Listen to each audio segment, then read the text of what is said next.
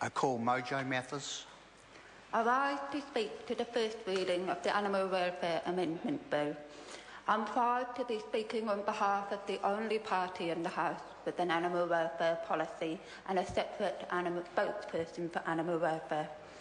This is an indication of how seriously the Green Party takes the well-being of animals.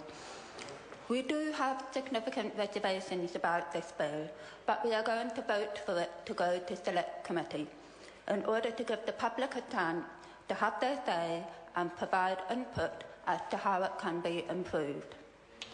It is a cliche to say that animals have no voice, but the reality is that animals cannot speak for themselves. They have no voice, and they have no vote, and they're not able to make submissions on this bill that directly affect them. So it is essential that Parliament really listen to those people with expertise in animal welfare and speak on their behalf. The focus for the Green Party will be firmly on ensuring that this bill genuinely protects animals from cruel living conditions and abuse, regardless of whether they're farm animals or companion animals. If after the submission process there are no substantive improvements to this bill, it is unlikely that we will continue to vote for it. This is because, in its current form, the bill will not result in meaningful improvement in welfare outcomes for working animals, in particular factory-farmed animals. An animal welfare bill is meant to be just that, a bill that puts in place legal protection that ensures the well-being of animals. And that means that the bill needs to address the current systematic practices that cause ongoing suffering to working animals.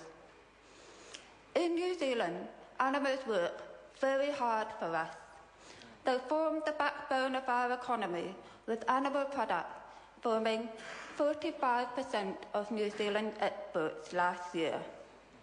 As well as food, fibre and entertainment and income, animals provide us with companionship, affection and security. We should, as an absolute minimum, ensure decent lives for them. And quite apart from doing the right thing by animals, our reputation as an ethical food producer relies upon this. As recent experiences around the safety of our food exports have demonstrated, we cannot be too vigilant on this front. Public opinion against cruel food production practices is increasing both in New Zealand and internationally. And as this country, we risk serious backlash if we continue to sanction the suffering of millions of animals that occur on factory farms and elsewhere. We have been exposed on television to the appalling conditions these animals spend their whole lives in. Most New Zealanders are repelled by what they have seen. Images of hens kept in cruel, cramped cages, suffering extreme feather loss, broken bone, foot deformities, ammonia burns, pigs enclosed with sores on their bodies. These animals are clearly suffering, unhealthy and distressed. It is a national disgrace that as a country we allow animals to be kept in such conditions for economic gain. The Animal Welfare Act places an obligation to meet the physical, health and behavioural needs of animals in our care.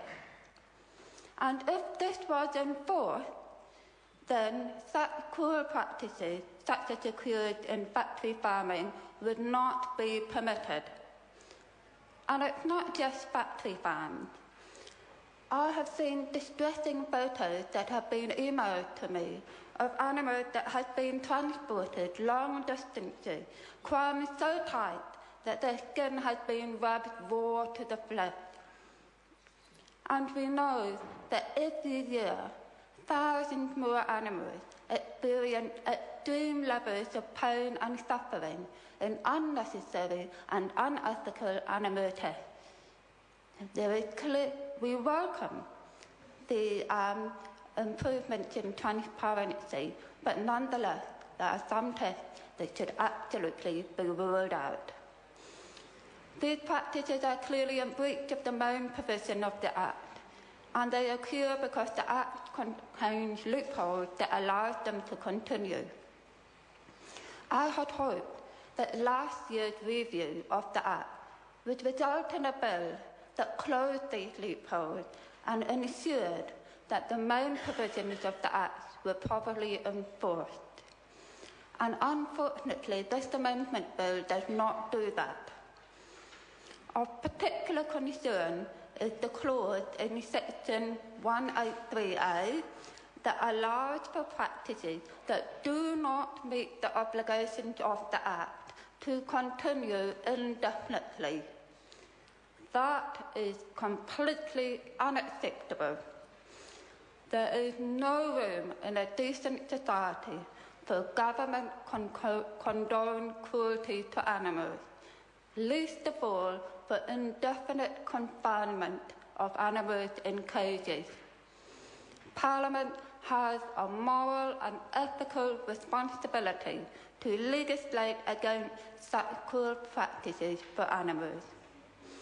We believe that this clause must be removed, and existing practices that do not meet the obligations of the Act must be phased out within a specified time period.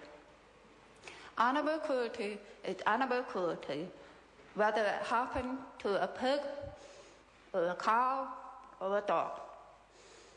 Farm animals are just as deserving of protection from cruelty as companion animals. And another important area is animal testing and experimentation. As I've said, it's great to see more transparency in the bill in this area, but we really want to see a clause added that prohibits the animal testing of both cosmetic and recreational drugs, along the lines of Trevor Mallows' proposed supplementary order paper.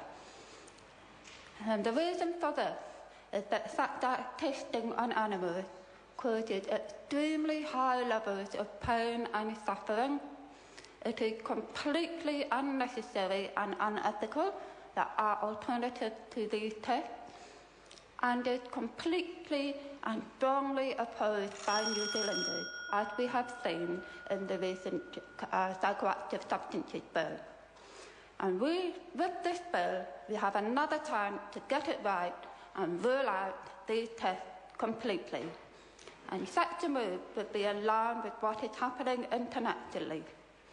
In the last year alone, animal testing of cosmetics and or recreational drugs has been banned in Israel, in India, in Italy, and in all 28 countries of the European Union. It is time we follow suit. There are many other changes we would like to see, and we'll talk about these more during the Select Committee's daisy. But we would particularly like to welcome a clear prohibition on the export of live animals for slaughter, independent monitoring of animals used in breeding, racing and entertainment, the establishment of an independent parliamentary advocate for animals, such as a commissioner, with oversight of animal welfare in New Zealand. All of these changes will help ensure better outcomes for animals. We have a golden opportunity to become world leaders in animal welfare and ethical food production. It's time we took it up. I call Shane Arden. Thank you, Mr. Speaker. It's a